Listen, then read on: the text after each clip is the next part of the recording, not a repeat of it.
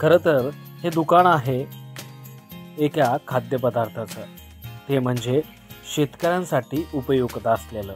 ज्या शेतकऱ्यांकडं दुग्धजन्य प्राणी आहेत, या दुग्धजन्य प्राण्यांसाठी एक खुराक लागतो आणि या खुराकासाठीच हे बीड जिल्ह्यातलं एकमेव दुकान बीड जिल्ह्यात आता उघडलं आहे.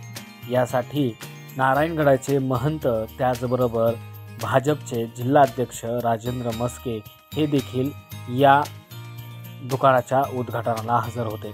त्याचबरोबर हे खाद्य दुग्धजन्य प्राण्यासाठी अधिकचं दूध उत्पादन करण्यासाठी उपयुक्त आहे.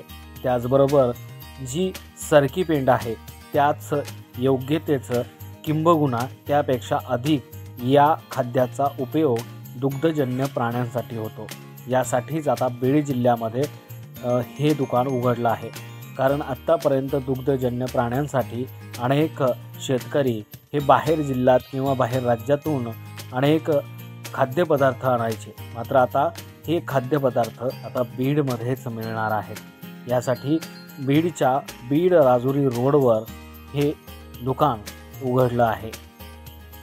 याचं उद्घाटन आज पार पडलेलं आहे. नेमकं आता या दुकानामध्ये शेतकऱ्यांसाठी काय काय उपलब्ध होणार हे देखील पाहणं गरजेचं आहे.